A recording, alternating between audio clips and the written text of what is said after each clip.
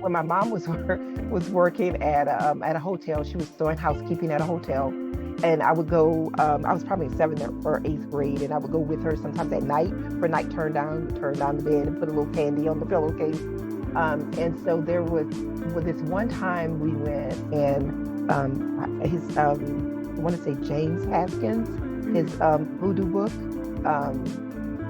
That one was there. And so I remember thinking, because sometimes when you, especially in New Orleans, because this hotel was in the French Quarter, right? So a lot of the hotels, they'll have like little knickknack things there for guests.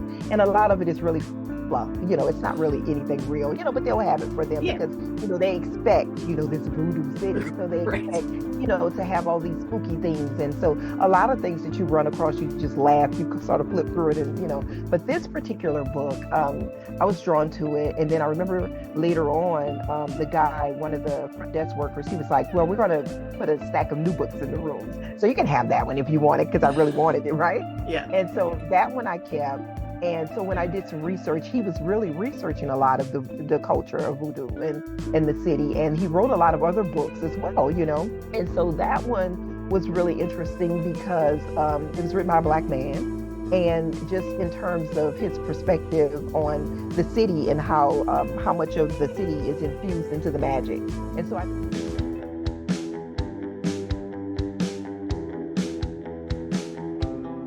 Welcome to the Casual Temple. This week, we welcome our guest, Mawiyah Bomani, who has many talents as a writer, playwright, spirit woman, educator, and an eighth-generation witch. In the realm of spirituality, Mawiyah is an Igun medium and a priestess of the OYA in the Yoruba system. Mawiyah hosts the podcast Fish Heads and Red Gravy, dedicated to celebrating marginalized people of the esoteric and occult world. We are here to talk about her latest book, Conjuring the Calabash, Empowering Women with Hoodoo Spells and Magic. Mawiyah, I'm so honored and happy to have you on the Casual Temple. I'm so excited to be here. It's so wonderful. Yeah. Oh, gosh, yeah. Just like right before we got on, I was telling you I finished your book, Conjuring the Calabash. Oh my gosh. I'm gonna totally geek out on you later. So basically, I just want to preface, right? We're going to talk a little bit about your sort of your path there. Yeah. But I just want to set folks up because it is like the most unique. I read a lot of like occult and magical books, just so you know. Right. It is so just a wonderful perspective that I personally, I'm very ignorant of. I kind of heard about hoodoo. I have some friends that sort of practice it. But man, it's like a history lesson. It's the recipes and spells. It's the wonderful stories about you and your family. That's so beautiful. And like, anyway, that's just setting it up. Like how great I think it is. Oh gosh. Yeah. So let's just kind of get, where you feel led to kind of start and give us some sort of idea of like your background, and we'll kind of kick it off there. Yeah, well, at a very young age, probably around 5 or 6, I started seeing spirit. And for a lot of people that would be really daunting and scary. I did go to talk to my mother about it because naturally, when you see things, you talk to your parents. And she really broke it down that when she was younger, she could see spirit. And that, if you are too afraid, they won't ever come back.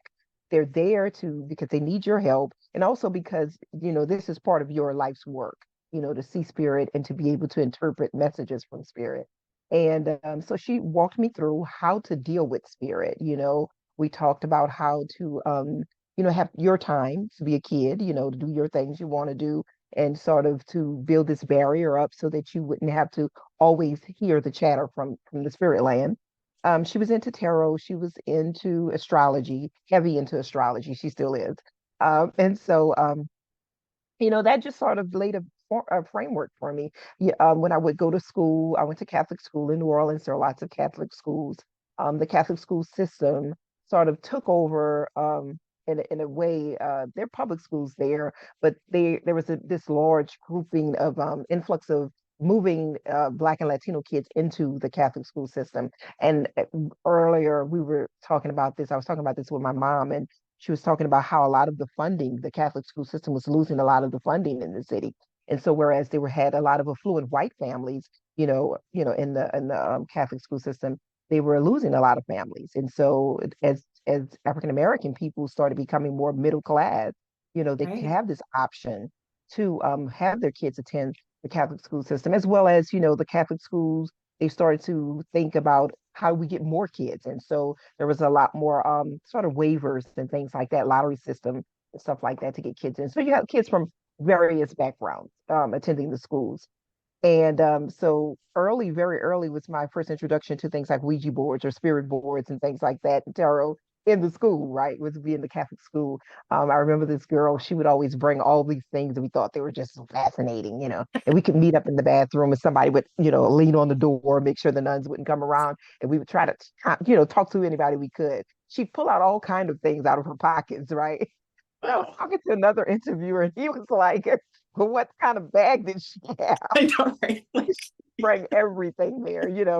And so that was, first real introduction into what I think of as being more occult. And hmm. I was really fascinated by it all. We did talk about protection, because you always see movies and everybody's like, oh, let's do it. And then they leave, leave everything open. Right. But we did, she was well informed, and eventually the nuns got the whiff of it and they were like, she needs to go. Oh. So yeah, so she didn't graduate from the Catholic school. But anyway, that was sort of that really led me down the path of figuring out, where does it all go? hmm. How do we incorporate it in a way in which it's spiritual, right? And we're Yeah, not scared of it, and then still be able to tap into, because the two don't always go together when we talk about religion and spirituality. that's It's true. always like, okay, you're dead, you're done, kind of hmm. thing. And don't talk to those people, or now you're into something else that doesn't deal with this. And for me, I always believed that they had to go together. It hmm. had to be a merger of both. And so, I was initiated. My grandfather practiced Santeria. I was initiated into that very young. I mean, a while back. And then, Vodun was in my family. There are a lot of voodoo practitioners. And so that was just heavy. It was just things that you just knew to do.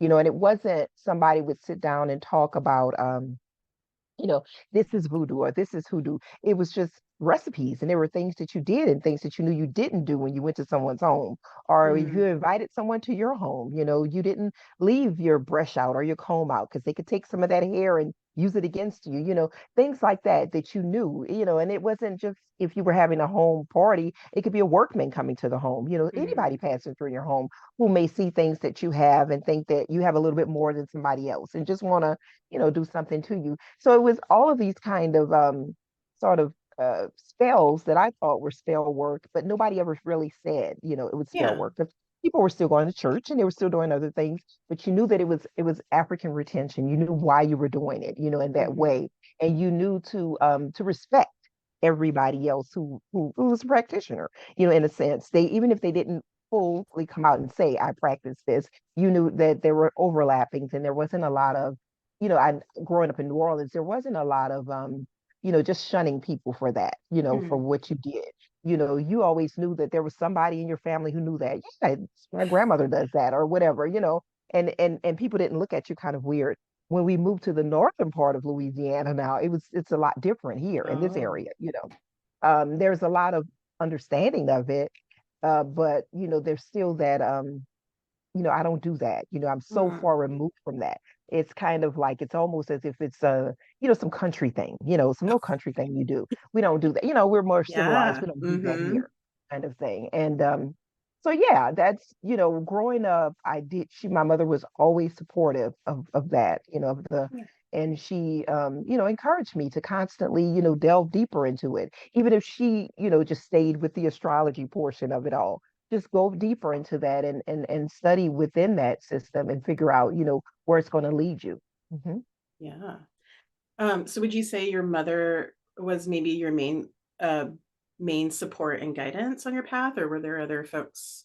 You said your grandfather as well, Yeah, but yeah. I would say initially, yes, my mother was my one of my main supporters along the path. Because like as you read the book, Mhm. in the book when we that we dealt with some spirit energy in the home. Yeah. It was my mother who was really the focal point in terms of how to banish that energy. I don't want to Right. give away too much because I want Yeah, people yeah, to yeah. read the Oh, book. it's so good. But yeah. But just seeing her, in the motion of doing that, Hmm.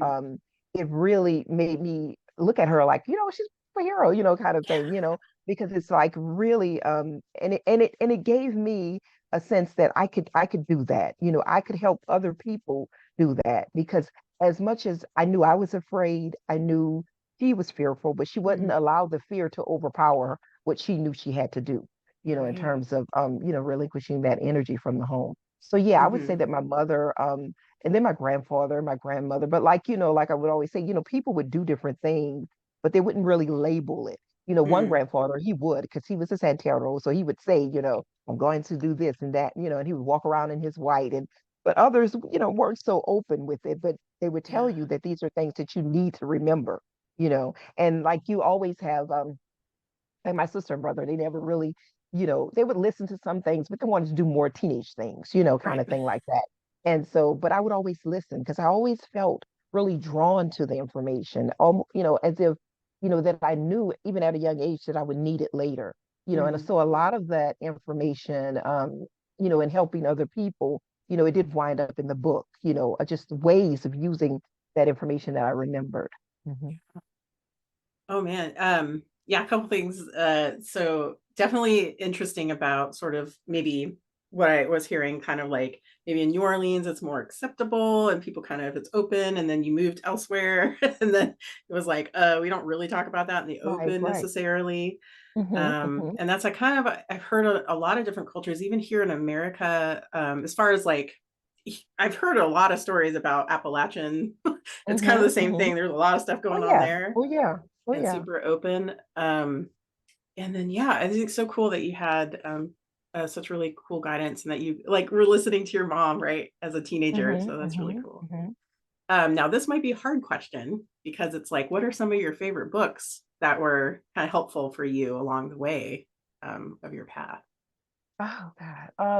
Well, I've always like. Well, I'm gonna go way back. Yeah.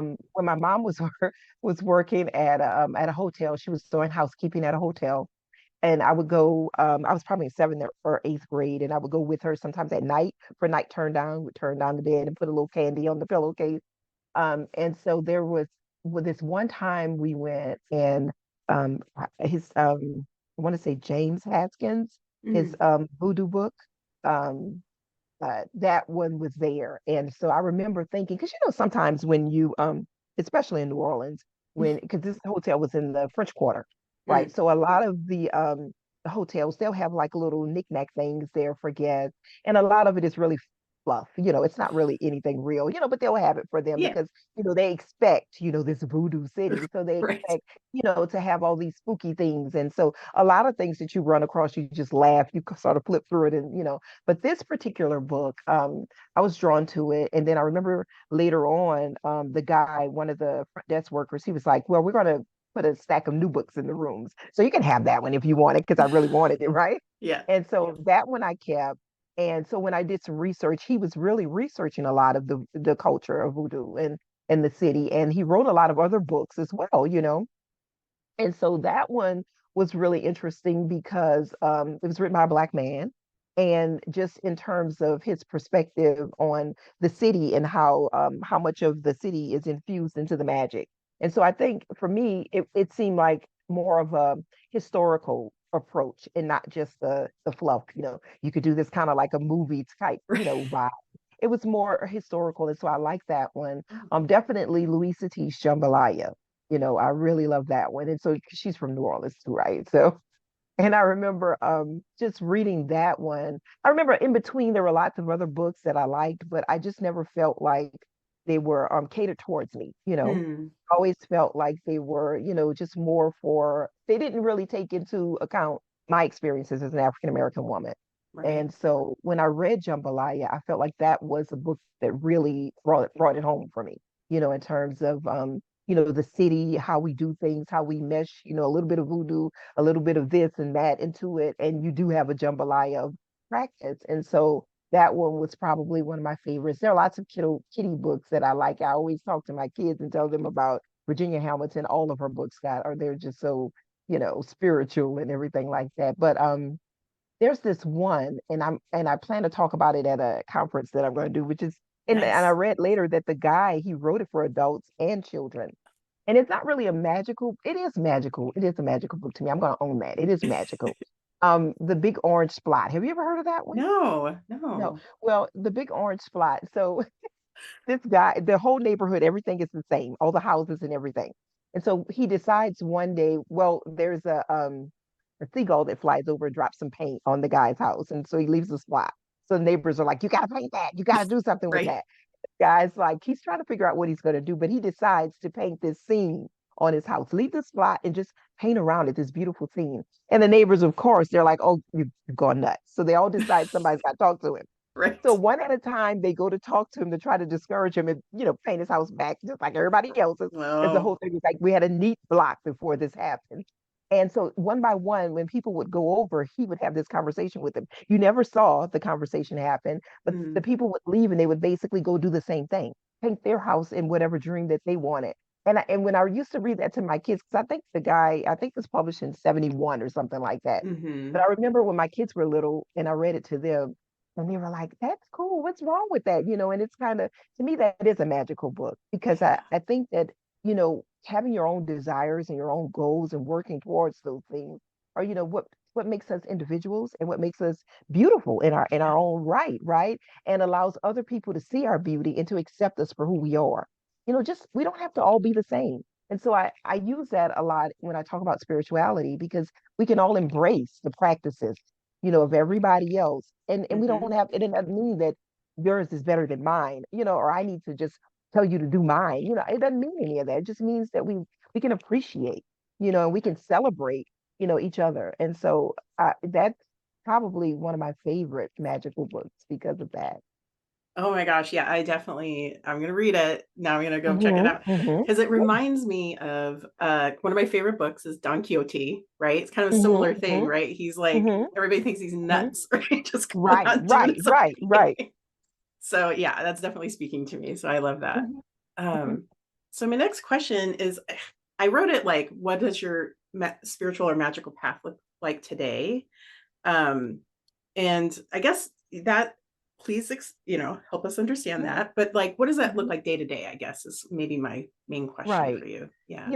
I guess, when you're first initiated and you do all these things, you use those labels, whatever goes with that system, hmm and so for a long time, I remember writing when I would write on the internet, Facebook or whatever, and I would say I'm a witch, and then people would get into your DMs or in your inbox and they'd be like, are you really calling yourself a witch? And I remember I would have to defend that term, I would have to defend it and say, there's nothing wrong with that. I'm a wise woman. I'm a woman who do, yeah, I do this and I do that, and we have to reclaim, And so I just feel like it's whatever I feel like I am when I wake up in the morning. I Love it. know magic encompasses all of it, hmm and I just feel like, um, as we get older, we start to, our magic just starts to grow with us, Yeah. and it becomes a part of everything that we do. So waking up, taking a bath or a shower, and singing a song, a praise or an Orisha song or Yoruba song or whatever. It could be a rap song, if I'm thinking empowerment or whatever I'm thinking about that day, then that is my magic, and I don't let anyone say it has to look like this all the time because you're an Orisha priestess. So you need to do this all the time. You need to look like this all the time. And I'm out of that. I'm Right. to the point where I feel like if I want to do that, if I want to sing that song, then I'll do that. If I want to sing a raunchy song and still be empowered, I will do that too. Yeah. And so for me, it just evolves each day. Over a cup of coffee, I will say something. Over water, wine, whatever I'm drinking, if it's a shot of tequila, you know, it's just an evolution of things. And I tried to do that also with the book, make it so that you didn't feel as though you had to be committed to a specific system in hmm order to understand or in order to engage with the work. So we're always on the move. We're always doing different things. And I don't have the time to, just pull out a certain look, and then perform magic. It doesn't work that way for me. I have lots of things that I want to do and that I feel like doing, and like I told a friend of mine, she was like, well, I'm wearing shorts, and I really want to go out there. That's what do it. Who cares? Right. You're wearing your Daisy Dukes, go out there and do your magic. I mean, Yeah. 'cause we get so boxed in by, especially social media, right? They tell Mm, us what we're supposed to look like if we're magical people. They tell us what our altars should look like and this and mm, that. And so, then we start to fall into that realm of dogma, and that's what yeah. we really want to avoid. That's why we travel these paths, right? Because we want to break away from a lot of that. And a lot of it is just patriarchal stuff, look like this, do this, and Mm. it's just for me, every day it evolves into something else. I try to do something magical every day for my community, for the world. And then I just, I do whatever it is that I feel like I want to do. I just live. Well, and I think that is like pretty much the most magical thing you can do. Right, Right? right, Just right, be right, yourself. right, Yeah. right. That's for me, that's the part about being, defying it. It's just, going out there and still doing it, Hmm. still living. Because a lot of times people just want you to shut down and hide, Yeah. and if you're still showing up, then you're magical. Oh, love it. Oh, that's so good. That's like a t-shirt quote. I Right. love it. That's super good. Oh, okay. So finally, you were getting to so what inspired you to write Conjuring the Calabash in the first place? Let you know hmm that. Um, well, I think the pandemic, when we were all just shut down, Hmm. I had already started writing lots of things and, submitting here, submitting there, doing some things. And then my husband was like, look, why don't you just, focus on one thing that you want to do? He's like, because you're a Sagittarius, you guys are all over the place. And so a few people I had talked to about the idea, of doing it, they were like, well, there are already books out there by other people. And what is it going to be that's going to be different about this? Well, even before the pandemic, I had lots of clients who were practitioners of Yoruba culture, some not, but not as many as the practitioners. During the pandemic, there were lots of people who were not practitioners who were just, they go to church and now they can't go to church, and they want Mm. some help. And I heard about you, kind of thing, and so, the more people would talk and they would see that it is a practice, that it is a practice that allows you to self-affirm. They felt as though it was something that they could do, and it was different for a lot of people. It was a step away from, sitting in a pew and having someone talk to you, and then, you thinking in your mind that they're going to take care of it all. I'm going to sit here for this amount of time and they'll take care of it and I can go home. Well, when we started talking about, how hoodoo works into your life or anything, African centered and indigenous, and then they saw that I have to do some work. And for a lot of people that was kind of daunting, like, really, you know you're not going to do it all for me. No, you have to really engage with your situation because you know Yeah. it better than me. And the more trust they gain within themselves, right, the fact that they could do it. I even had some people say, well, I'm not a preacher, I'm not, I'm not a this, how can yeah, I said, well, I'm not a preacher either. Right. But you can do it, Yeah. and they saw themselves doing it and saw themselves believing in it and using whatever songs or whatever, they wanted to actually add to whatever the recipe was. They felt more empowered by it. And then they would come back and say, this happened and that happened, and I feel good about it. And so I would just kind of write that down. I would ask them, do you mind if I, write this down? I'm thinking about doing something with this, and they would be in agreement. And the more people would come back, the more we would share.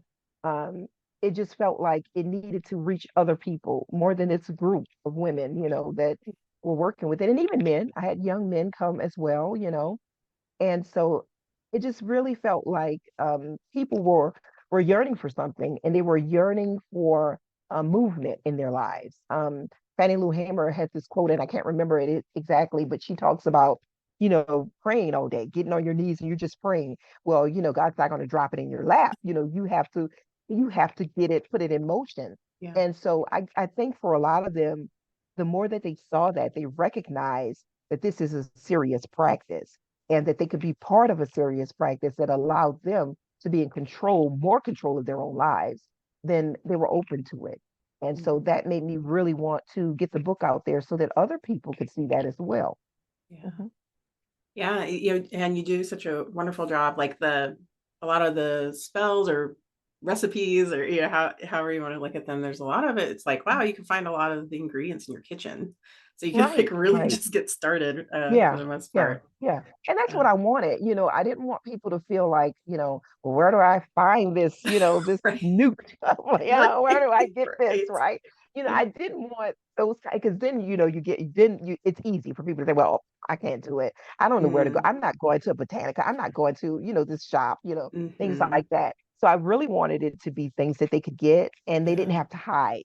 I know a lot of practitioners, they have a specific cabinet for just their ritual stuff. Well, I wanted it to be, especially for newbies, right? New Yeah. people coming to it.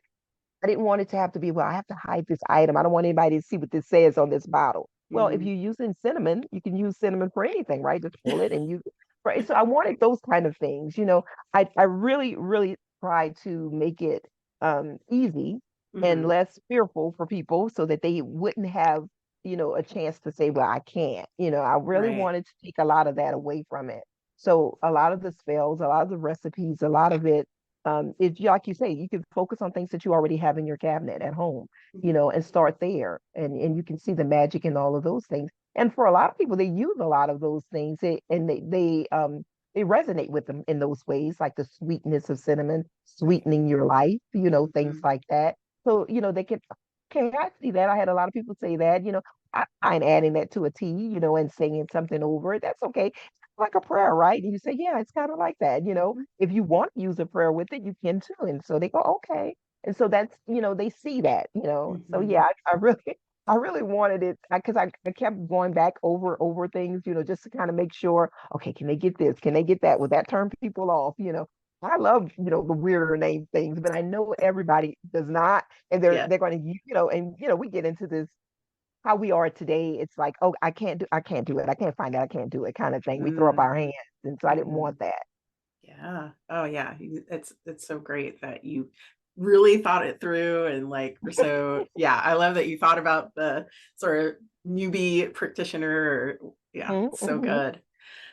So one of the main things I thought was super cool, and I don't see this a lot in a lot of magic books, honestly, is like you included a lot of sort of your life experience, and very like, oh, and it's so beautiful, how you like just the stories of your family and yourself and your friends, even at Mm-hmm. school, you included. Mm-hmm. Why did you think that was important to put alongside of your spells and recipes? Mm-hmm. Well, for me, I've read lots of books like with spells and things, and when I when it's just like a recipe book to me, it's good, no doubt. But for me, I just feel like when talking to newbies or even people who are still practitioners, regular Yeah. practitioners, um, it makes it seem more open. It makes it seem more accessible. Myself and my thoughts, and I'm not like I'm sitting in some high chair somewhere, talking to you, do this recipe like this. So it just gives you the chance to see that, we all have to constantly, work our magic. You don't just work one thing and then that's it for the rest of your life. You have this abundance and now you don't have to worry, close the book. Yeah. We're constantly, clearing up things because things come back, the Mm. universe, all kind of things happen, they rehash. And so for me, I just felt like if they could see, a lot of my own life, my own transitions, things that I've experienced and how I've had to go back and to reassess and, work magic again for myself, as well as encountering other individuals, friends and family members who also were along the same path. This happened, and then I did this, and it got better. But then, 10 years later, this happened again. And I just felt like it allowed people to see the realness of it all. When you just open the book with just the spells and the magic and things like that, you think, oh, okay, this is it.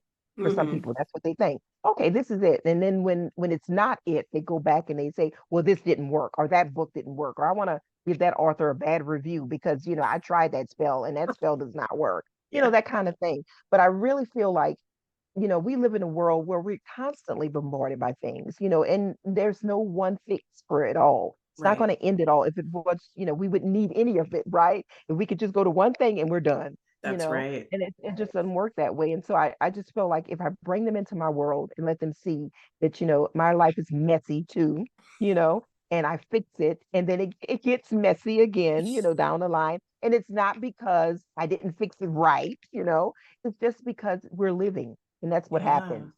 Yeah.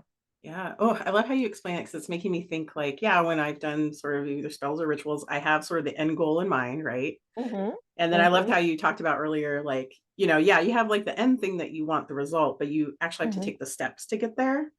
Yeah, Um, yeah. yeah.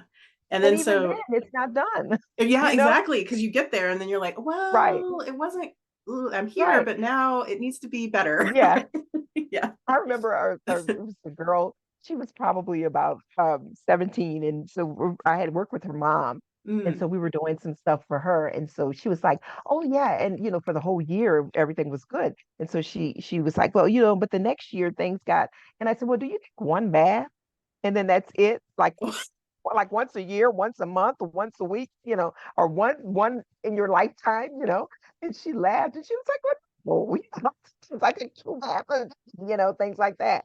And so I'm like, well, that's the same way how magic works, right? Mhm. It's going to help you. Then you're going to have to, clean it up again. Some things are going to happen again, and some different things. The next year, your senior year of school, some new challenges arise. And Right. so how do you meet those challenges, right? It may be some of the same things that we cleaned up the last year, but new people, right? And the Hmm. appearance of new people. So you still have to clean those things up again. And so that's what I had hoped that people would see when they read the stories as well. Just that whole thing of, yeah, it works, but then you still have to go back, and there are going to be times where you got to clean it up again, and that doesn't mean that you're any less stronger, or any Hmm. less wiser, or your magic doesn't work. It's just because we live in the world, and that's what happens. It's part of living. Yeah, for sure. Um, yeah, and I think that just the way that you've incorporated, we mentioned this on our other chat, or I mentioned it, I should say, that I thought the way you wrote like the story of your family, I'm like, oh wow, I could see like a Mhm. movie or a TV show. It's just so cool. And then you have like the backdrop of New Orleans and then just the history Mhm. of your family. Oh, it is so good. So I'm so happy that you put that in there and it's amazing. So thank you. Thank you. Thank you. Yeah. So I know one thing that you pretty early in the book, which makes sense that you mentioned, is to introduce yourself to the spirits before you start working. And I thought like Mhm. that is the best advice I have ever heard because I don't Mhm. recall that ever being in any of the books that I have read. Mhm. So, Mhm. Mhm. why do you feel that it's important in hoodoo, but then in any of any Mhm. practice? Mhm. Well, because I think a lot of times that I have met other practitioners of anything, talk to other people, it's always been this whole thing like, well, we're in charge, right? We're in charge, so we get to have the say, you know. And I'm thinking, you're asking for this higher power, this help. I can remember being a newbie and thinking, that sounds pretty right, to Right. me. But I just think that, they have such an unseen power, this unseen force, right? Mm, And it's important that we come to them, with compassion, and that they know who we are. And I tell people that even when they're working with their ancestors for the first time, or the 70th time, you still want to come to them, like as if you were coming to your grandmother, a child, you're coming to an elder. You want to let them know that you're here and for what purpose it is, and give them the chance to say, okay, yay, I'm going to work with this, situation that you presented, or I'm going to pass it to the next ancestor. mm, And I think spirit is pretty much that same for me, has always worked in that same vein. In the Orisha culture, we appease Eshu, and then you decide where else it needs to go. When we have tornadoes where I live, we always talk to Eshu first to ensure that our message to Oya, who handles that, she hears it, right? He is the one who carries that information. If you go to the Orisha before him, any other Orisha before him, it's not going, it's like, Charlie Brown teacher talk, because he has to allow it to be.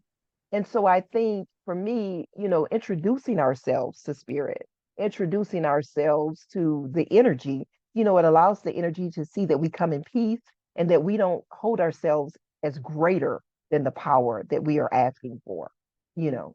Because I think a lot of people, I've met people who are like, well, you just tell them what to do and they're going to do it. And I'm like, nah, I don't think that works pretty well.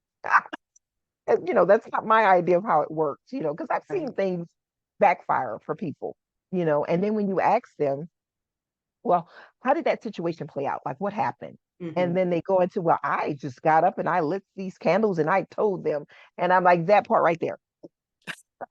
It's that part, which part the I told them, the Yeah. finger point, the finger Right. pointing part, you know. And so, for me, I think that, you allow them the chance, like I say, to say, I'm the one to help with this situation, or we'll find someone else who will, another Mm. energy or whatever, and then I see as well, how your magic is working, how your connection is working. Do I need to work more on the ancestral side before I pull in other energies? Mm. I always teach people that the ancestors are your first line of defense. And so you want to develop a great rapport with your ancestors. And then they will protect you in terms of when you need to work outside of their realm, with other Mm. energies and things like that. But if you don't have that rapport, then that won't work for you. You're kind of like you're going into a gunfight with a knife, You know Right. what I'm saying? You might not make it. Right. You might get a few, but in the end, Yeah, you might like lose a that kind of thing. hand. Right, Yeah. right. And so and then that's a big debate. There are lots of people Mm. who feel like they should go straight to spirit and I don't have to deal with ancestors. Mm. And I mean it's I'm here not to tell anybody what to do, but for me it's always been my ancestors have always been very protective, Mm. and so I will go to ancestors first and then we will go to whatever deities we need to go to. When my oldest daughter was applying for medical school in Havana, we had to go to New York twice. And so we were like, oh my God, we got to go to New York. My husband was excited because he wanted to go to New York, Yeah. right? And so one of the first things we did was we went to, I divined. And so we went to the ancestors. And so my husband's grandfather and my grandfather both were going. And my husband's mom, she had passed when my husband was 13. And so they were all going. Well, she my husband's mother, she very early in her life, she had finished high school, but she had wanted to go to college, but that never happened for Mm. her. And she was really smart and kind of like the whole family, they rallied around her. She was going to be the one for them, right? So she really wanted to go when my daughter had to do the interview process. She wanted to be there with her for that portion of it. And so she got through that. And so if you got through the first part of it, then you had to go a second time. And his grandfather wanted to go that time. He had been to New York because he had been served in the war, Mm. and New York was his last stopping point. And so he wanted to go back to New York. And so when we went out that night, before she had to do her last little loop before they said yeah or nay, he wanted a glass of whiskey, and we left a glass of whiskey on the table. And so she got in. And so after that, we were told to appease, she had to appease her Shango. So we went through the ancestors, and then she went through her Orisha head, which is Shango. We Mm. didn't go to Shango first. We needed that protection of ancestors. And then we could move into spirit. And so I always try to encourage people to introduce yourselves, to your aunt, because a lot of them, my daughter has never met her grandmother, my Right. husband's mother, but she wanted to be there. And Mm. so that was a beautiful moment, but it was also showcasing the fact that you have to introduce yourself to spirit. You have to start in your lineage and then you move on. And so I Mhm. find that when you do that, then you humble yourself. And as Right. you are able to humble yourself, then you're able to open yourself up for whatever the beauty of the magic is that they will give you. Yeah. Wow, that's wonderful. That's such a beautiful story about your Mhm. daughter and that's so great. Um, I do have a question because now I know you're talking about working with ancestors, and that's part of sort of my Mhm. path, but Mhm. I'm sure I'm not unique in this situation, but my kind of immediate ancestors are kind of Right. a bit troubled, right? Like, Yeah. Oh yeah. yeah. Oh yeah. So how would you, I know you do address this in your book for sure, but as far as like, so the broader audience might Right, right, understand, like right, how right. you work through that, if you like, Right, you know what I'm right. saying? And it, because I always tell people they're just like us, right? We Mhm. we have some people that we don't want to invite over for the holiday, even though they're our family, right? We know we're not inviting them. And so I look at it that way, because when you think about it, the parallel between life and death is we're pretty much the same. So we just can't see them. Yeah. And so I don't put the troubled people on my altar space. Mhm. I do say words for them over. I may light a candle and have a little bluing water, and I may say words for those individuals because I do want them to heighten themselves and to learn. But it's not for me to say how long it'll take for them to learn to be a better person. I can't say, oh well, she's better now. I believe it. Let me put her up there, and then she starts telling me to do silly things. Right. To repeat. Yeah, right. Yeah. And so I always tell people just you have to just make peace with that. And the Mhm. part of the work that you do for them is, try to move them into a space where they can be surrounded by those other ancestors who are good, and Mm. who can help show them the way. But that's what you do for them, not think that you're going to clean them up and put them up there, rehab them, ancestral rehab, and then put them on the altar. It doesn't work that way. We just Mhm. have to make our peace and leave them over there, kind of Yeah. thing. And that's what I do. We all have to do it at certain points. Mhm. And it can be difficult, especially if it's a close relative, and later on they just brought all this. But that's one of the best things we do. We send them to be with other ancestors who can Mhm. help them, repair their own mistakes within themselves, and that's what we do for them. Oh, that's so great. I love that. Yeah, because I feel like sometimes there's a little bit of uh I've kind of heard different stories, and I'm sure you have too, like, Hmm. oh, they have this other like perspective now and they get better, Yeah, and yeah, it's yeah. like that hasn't been my experience even in speaking. No, hasn't been mine either. Okay. What I'm saying, yeah, Like, that's what I always tell people. Oh, so they went to ancestral rehab. Now they're good, right. Wow, cool. Yeah. Okay, right, okay. So Yeah. yeah. And I've encountered people who've said, yeah, and I just put them up there, and then they'll start saying, well, this happened and that happened, and my husband, he was taking only one drink, and now he's drinking the whole bottle, Oh. just like this person, right? And I'm like, you take them off the altar. They should not be there. You know what I'm saying? Because they're going to Yeah. relive their life. And this particular person in that instance did remove them, and things started to clear up in their life. Mm, You just and it's one of those things where we want to fix people, and we want to believe that if we can communicate with our ancestors and we can make them better. But no, we that's not our job. That's not our yeah. job to do that. you know just like in life, people have to decide if they want to be better. If they Yeah. don't want to be better, no matter how much we love on them, we can't force them to do it. Yeah. Oh gosh. Oh man, I wish, yeah. Shout that out. I always have to rehear that message too, because Mhm. it's a sad thing you learn as you get older, but No, ultimately it what is can you very do? true. And like we were talking about, redoing things. I have to Yeah. constantly tell Right. myself that too. I get in the mirror and I say it. I kid you Yeah. not. I say that because you want to, right? You so Yeah. want to do that for people and for Hmm. yourself. You're thinking like, kind of sometimes you think, I messed up, or maybe, it can be better this time. Yeah. And, you set yourself up. Yeah. Oh, thank you. Yeah, that was great for walking through that. I appreciate that so much. Uh, so what would you say is a misconception that the general population has about hoodoo that you would like to dispel? Ooh, I like that one.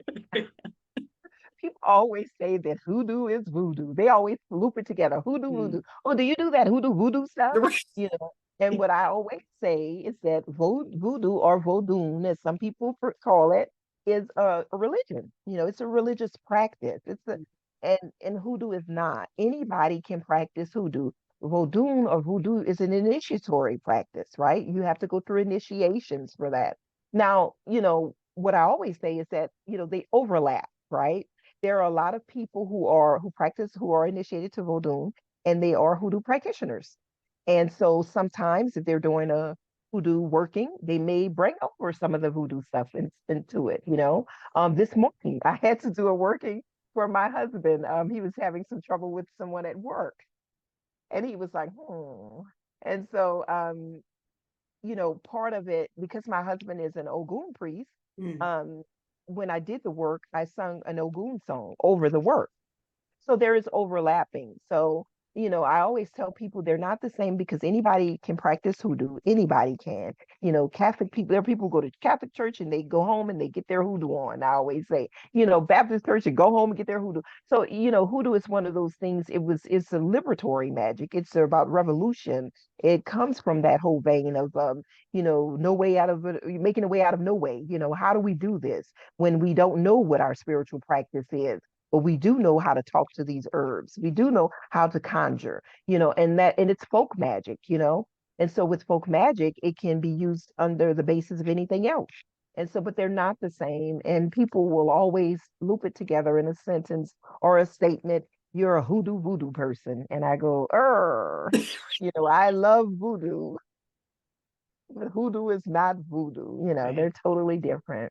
Yeah. Mm. I think it's just, because it rhymes so well, right? I think so too, right? I was about to say that rhyme scheme, right? They can't help but put it together. Yeah. It's funny because when people say, "Well, are you Baptist?" Or Mm. are you Catholic? No. Are you Muslim? Are you original? Okay, you're not Muslim. And then it's like, well, you hoodoo voodoo, that kind of thing. And it's like I just have to laugh. Yeah. Wow, wow. Yeah. Well, thank you for walking us through that. Hopefully we're more educated about that. So I appreciate it. Thank you. Yeah. Um, okay. So what are some upcoming projects or events that you want us to know about? You're busy lady, so I'm very curious. Hey, Gamakan, and I said it right. Look at me. When I first saw the name, I said Paganican, Big, Paganican. big, So I will be there cool. in Minnesota. Yeah, my husband's like, what do we wear? Because he's coming with me. I'm like, I don't know. I guess it's Minnesota. I don't know. Right. Yeah. Not sundresses, I know. No. So yeah, so I'm going to be there. I am happy about that because I get to talk about using tarot for poetry. So Ooh, poeting oh tarot is what I call it. So I love that. And that's one of the things that because I list tarot books in my book, right? Some of my favorite decks. yeah. Mhm. And so when I do readings for clients, I encourage them to write. Take a card. I will take a picture of the cards. And so I want them to keep a journal and to kind of write out what they see in terms of their situation and how that would play out in the imagery that they see. And so Mhm. usually we write poetry. It could be a journal, it could be like a letter or whatever. I call it poeting tarot because I like the poetry part of it. But whatever they see when they look at it. And for a lot of clients, that has helped them to really come to ownership, of how to get through the situation. So that's one of the things I'm talking about. I really love that. So I'm happy about that. I'll be talking about healing altars, creating altar spaces with deities that we don't usually think about, but are in African American culture. And so setting that up in terms of music to play, things like that, but also a little background on, how we can use these altars in our own lives, to help with things like if, you have a boss who, just constantly on your back and things like that, how you can set up this space and, work it so that you can have some healing from that situation and things like that. So I like that one because I try to give about 10 different altar spaces to work with and magical workings, a bath and things like that. A quick work you can take with you. And so I'm happy about that one as well. And then just in general, talking about hoodoo in New Orleans and how I grew up is one of the last speeches I'll be doing there with that. I'm excited about it. This is my first time. So I'm a little bit nervous, a little bit excited. I did my Lenormand and my Lenormand was like, that's gonna be wild and crazy. So I was like, okay, I can take it. Wild and crazy is good. Wild and crazy sounds fun, Yeah, yeah, yeah, yeah. Just gets lots of rest, like Right. Yeah, because they're like, oh, you can eat, you can have this, you can have your favorite drink. I'm like, okay, we might have to wait on the favorite drink. I'll be too wild and crazy. right, exactly. Wow, so But many cool things. excited because I think that the more people get exposed to the book, Mm, um, I think that it will allow them to step away from a lot of stereotypes about magic from an African American perspective, yeah. which is one of the things that I really wanted as well for the book. I think oftentimes, we look at Hollywood and things like that, and we think that magic from the African American perspective is not really high magic. It's some Right. goofy thing that people do, or it's just crazy, right? And Hmm. so I really wanted them to look at this book and to see that it that the practices, they do have validity, and Yes. they have a purpose, and they mean something to the people who do it. It's Hmm. serious magic. So yeah. Yeah. Yeah, I love that you mentioned that because I like reading all the magic books, all different types. Hmm. Hmm. For whatever reason, I tend to gravitate towards like things like the Kabbalah and maybe more Hmm. Western. That's just Hmm. my path. But yeah, there is a lot of kind of sniffiness around Hmm. around Hmm. sort of more the either like material world magic or Hmm. more earthy kind of magic, Right, which right, I right. don't understand Yeah, personally. yeah, Yeah, yeah, yeah. And I love those too. I mean, I read lots of Crowley. yeah, right. Yeah. Lots. I have Woo. my deck. But Yeah, yeah, that's a lot. Woo, yeah, bless you. right. Yeah. It is a lot. It is a lot, right? Yeah. I will if see anything comes up, I'll go stop and watch Yeah. this. So and I do understand this, the kind of stuffiness that comes with it. When Yes. I read it, I get real stuffy too. Right, exactly. I'm like, I was like, what are you doing? I'm reading. Right. Ooh, yes. I'm doing this magical thing. So Right. yeah, I get it, Yeah. but and even with that though, I it's not like when I go to, a Santeria or Apollo Mayombe, I go, sort of like now it's time to just down it, Yeah. I still have that same interest, that same love and appreciation for it. And that's Yeah. what I really want people to see, that you can practice this, and it is serious, it really is, and Yes. Yeah. and it's empowering, and because a lot of times even within my own community there's a lot of shunning from it, right? Mm. There's a lot of running from it, like we talked about earlier. I'm not doing that. And then when you find people who do want to step into the magical realm, the spiritual realm, then it becomes, well, I can do this Wicca, but I'm not doing anything like that. I don't want to identify with that, because, and I think a lot of it has been because it's had bad press, Mm. you know. Right. So, the idea of doing that and thinking that that doesn't work as opposed to this must Mm. work because this is way over here, and so just to Yeah. kind of dispel a lot of those myths about it and to find ways that we can work it into our lives, and be appreciative of it. Just like we were talking about, we can do it all. We can have it all. We can appreciate it all, and that's good because one day it may call for this and the next day Hmm. it may call for that. And that's okay. Yeah. Great. Wonderful. I love that perspective. I share it. Want us to shout it around. I There you love it. go. Oh man. Wow. I love that you have so many things coming up and they all sound really wonderful. So where can folks find out more about you, learn more about all the wonderful things that you're up Yeah. to? The best place is to go to, well, they can find me on Instagram and things like that. Mm. Instagram, I love Instagram. I didn't think I would, but I Right. do. Uh, Yeah. it's like, I was asking my daughter, what? I got to do what? Yeah, I She's know. like, all you have to do is this, all you have to do is that. I was like, okay, okay, I will. And now I can't stop. Right.